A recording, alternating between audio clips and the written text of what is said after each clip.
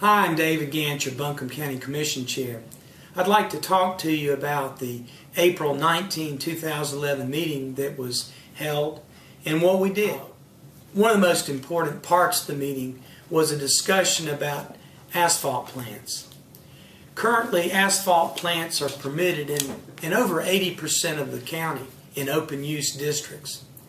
We have, if you want to do an asphalt plant, you also have to do a conditional use, which looks at the specific of where you're trying to do it, and it goes before the Board of Adjustment. The proposal was to increase the number of districts where you can have asphalt plants. So the proposal will increase the possibility of more, will increase the likelihood of more asphalt plants in Buncombe County. The part of the proposal I liked was that we set standards, we set boundaries, we set set-offs, we set specific items and specific qualifications before they can do an asphalt plant to protect the community. The part I didn't like, and the reason I voted against it, was because the set-offs did not include set-offs for homes.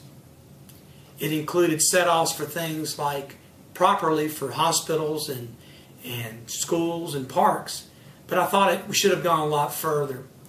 And while it was good we put standards on asphalt plants and gave some specific rules, we also expanded the possibility they can grow in Buncombe County. Now, we all know that we need asphalt plants. That's not the question. The question is, do we want to increase the number and the possibility that people can put asphalt plants next to homes and places where they shouldn't be? And while the proposal was to put them in employment districts, a lot of these employment districts are right next to residential districts. So I opposed it. The board voted to include this. Parts of it were good to set standards, but I felt the negative part of it was so overwhelmingly bad that I couldn't support it. It was also prompted by one specific gentleman in Candler that wants to put an asphalt plant in a place that I consider inappropriate.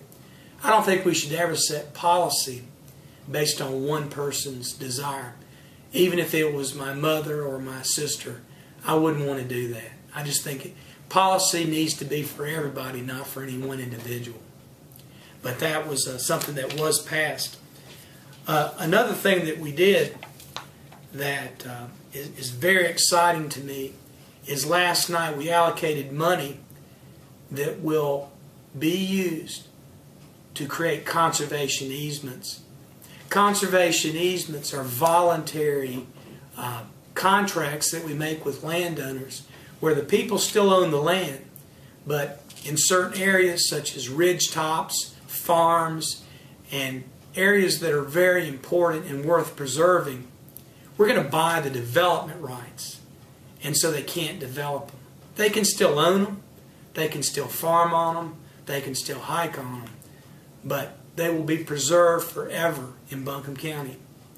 Last night, we allocated $1.2 million for 1,600 acres.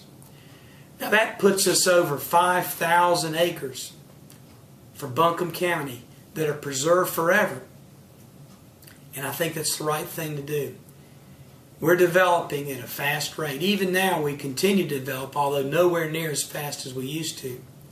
But conservation easements are a way to protect the future generation from having overdevelopment. And we could, if we just put $1.2 million toward buying property, we wouldn't get a lot, frankly, even today.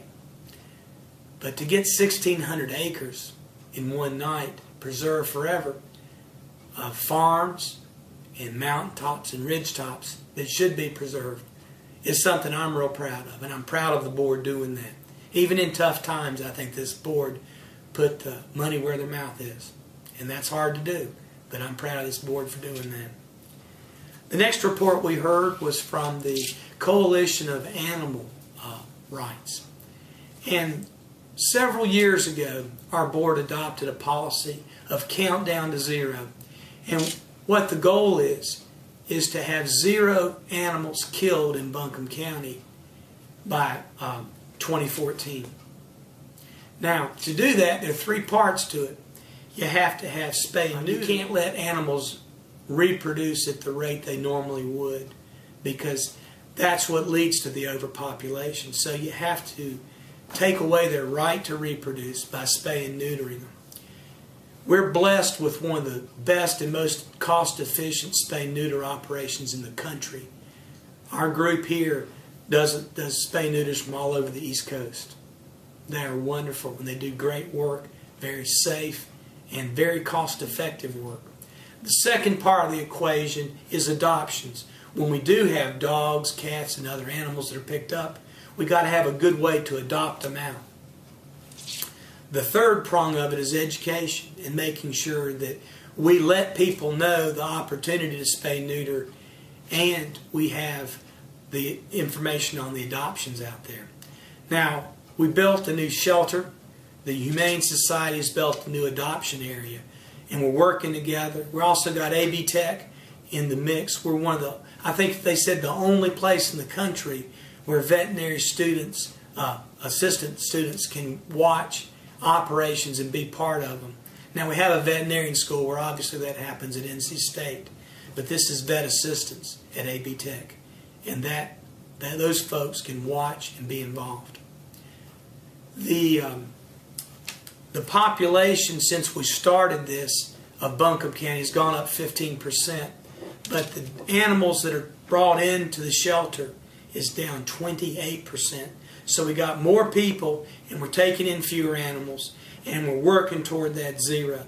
The way we're going to get there is the spay-neuter part, the adoption part, and then the education. We don't want to kill any more animals. It's bad, but we have to when they can't be taken care of.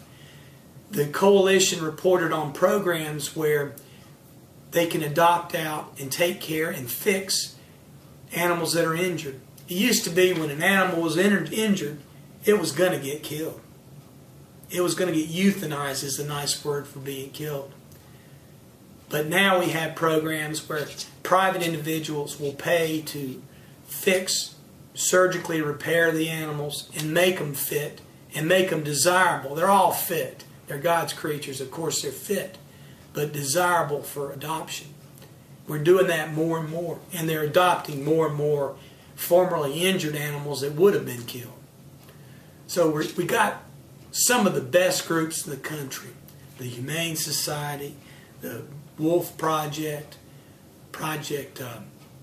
Mimi Page Foundation, Animal Compassion. It goes on and on. We are just blessed with wonderful animal groups. They're all working together, which is a feat in itself. And that's why we're national leaders on this. We're moving toward it. And I really think we might be able to do it. If we don't get there, we're going to be pretty close.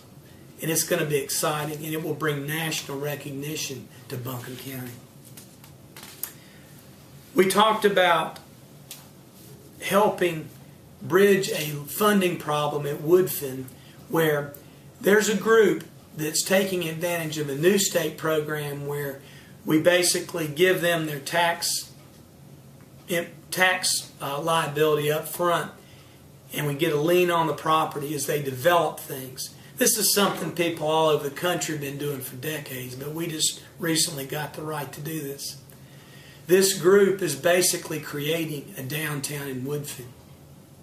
Now, the Woodfin community has a sewer plant out there. They have the jails out there. And if any community deserves all the consideration in the world, it's Woodfin. Mayor Vihan's done a wonderful job out there, but they deserve our support. And we're not giving them money, but we're helping them bridge a gap where they had a funding problem in between where their taxes are paid and when obligations come due. So we're going to help them bridge that gap. We're going to get a lien if something goes wrong with the property. But it's not going to happen. This project, they've already got a YMCA. They're building a lot of the downtown already. They've had tenants come in. And we're going to create a town there. We're going to create a town center because government worked with these private folks to make it happen. That's real exciting, and it's for a community that desperately deserves it. The other items we talked about were basically taking care of our assets, deeding property to the city under the water agreement that was dissolved. But I think I've covered the big areas that happened at our meeting. It's a pleasure and an honor to be your Buncombe County Chairman, and thank you for listening. If you ever have any questions about what we're doing, what we did, please call me, and I'll do my best to get back with you, and we'll talk about it. Thanks again for listening. I'm David Gant, your Buncombe County Commission Chair.